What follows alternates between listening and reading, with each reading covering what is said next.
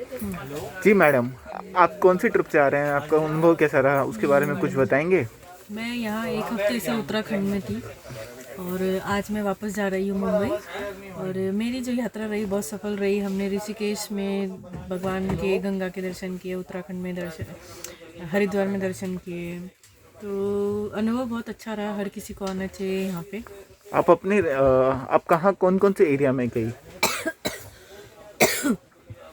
मैं सबसे पहले तो हम लोग हरिद्वार से ऋषिकेश गए बाय ऑटो। फिर ऋषिकेश में हम गीता भवन में 4-5 दिन ठहरे थे। तो गीता भवन अच्छी जगह है, हर किसी को ठहरना चाहिए। गीता भवन के आपके अनुभव के बारे में बताएंगे? वो गीता कैसा भवन है, क्या कैसे रूम्स हैं, कैसे गीता भवन में सर्विस है? आप रहते हैं तो आपको एकदम घर वाली फीलिंग आएगी।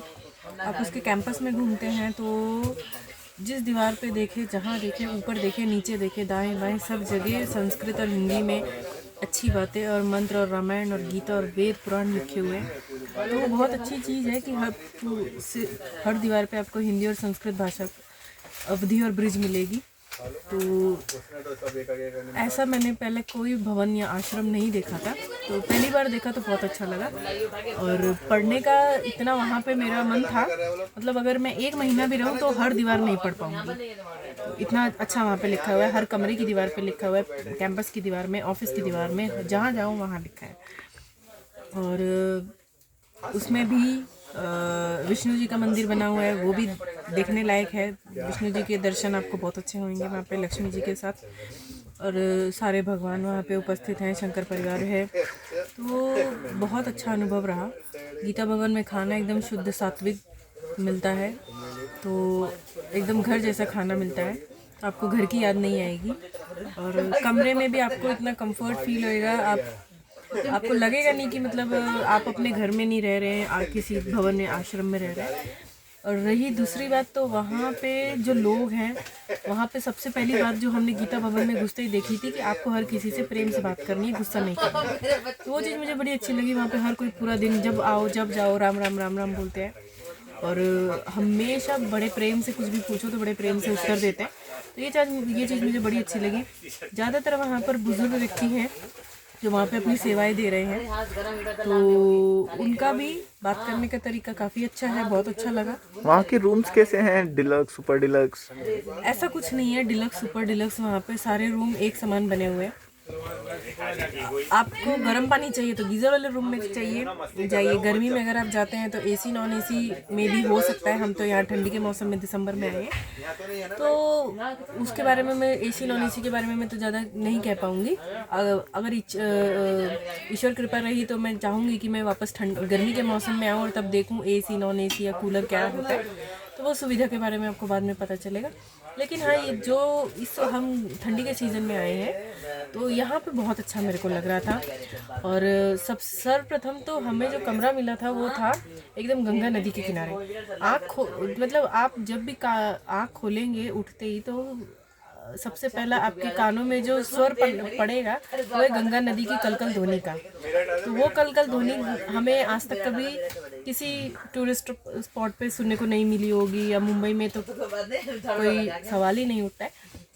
तो यहाँ पे बहुत अच्छा लगा। खिड़की में से ठंडी हवा आ रही है, तो आपको ना पंखे की ज़रूरत है ना किसी चीज़ की ज़रूरत है। और जब चाहो तब आप गंगा जल पी सकते हैं। गंगा का इतना शुद्ध पानी वहाँ पे है। बहुत लोग सुबह सुबह वहाँ इतनी ठंडी में भी स्नान करते हैं। तो अच्छा लगा लोगों की श्रद्धा को देख के कि उन्हें ठंडी की फिक्र नहीं है, उन्हें अपनी आस्था की है, उन्हें अपने हिंदू धर्म से, संस्कृति से बड़ा प्रेम है। तो इतनी ठंडी में भी 60 डिग्री टेम्परेचर में भी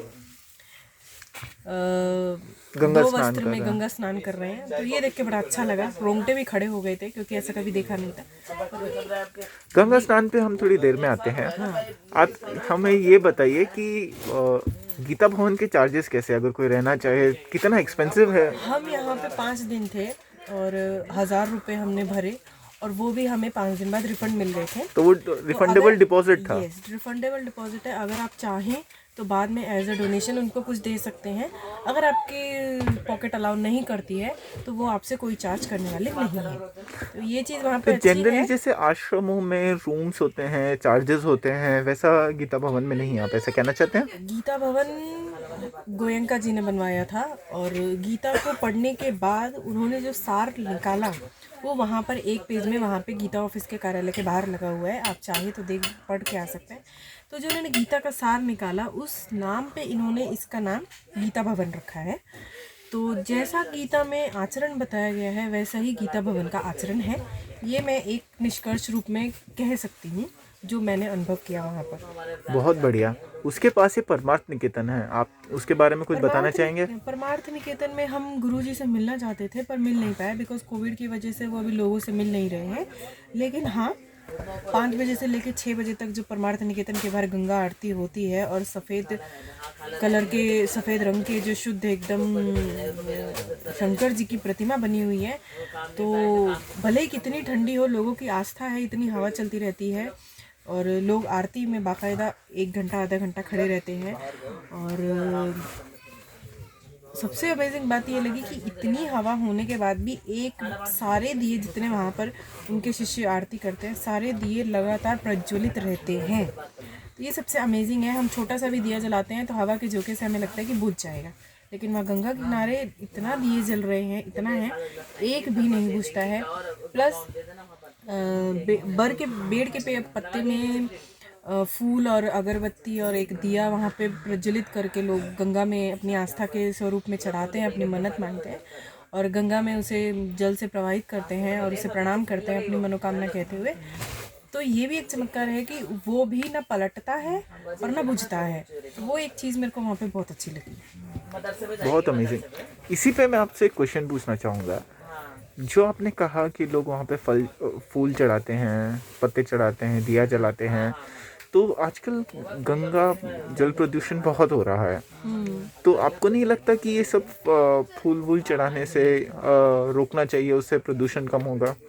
जैसा कि हमने देखा था कोविड की वजह से लॉकडाउन में जब कोई भी गंगा किनारे गया नहीं और कुछ चढ़ाया नहीं तो गंगा ज़्यादा साफ़ हो गई थी। अभी भी बहुत अच्छा मैनेजमेंट है, साफ़ है। कुंभ आने वाला है, आप आइए कुंभ में दर्शन करने के लिए। जनवरी से मार्च में कुंभ है 2021 में। रही बात चढ़ाने की, तो जहाँ तक है सरकार को उसकी एक सीमा निश्चित करनी चाहिए कि कितना हम चढ़ा सकते हैं, कितना नहीं चढ़ा सकते। और रही बात आस्था की, तो लोगों की तो आस्था है और गंगा पावन है, पवित्र है, शंकर जी की जटाओं से निकली है, हिमालय से बह रही है, तो किसी की आस्था को ठेस नहीं पहुंचाया जा सकता।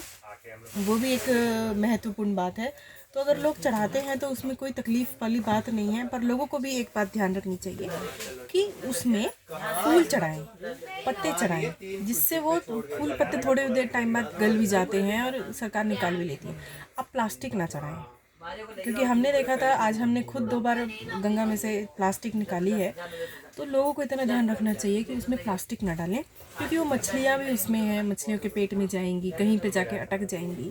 लोग उसमें कपड़े धोते हैं, अगर उनके वो कपड़े अगर वो नहीं पहन रहे हैं तो वो कपड़े वहीं पे छोड़ देते हैं, तो गंगा की साइड में कहीं भी पिलर में जाके अटक जा रहे हैं। तो वो लोगों को समझ में आना चाहिए, गंगा आपकी आस्था का प्रतीक है, तो आस्था के प्रतीक को इस तरीके से मैला नहीं करना चाहिए।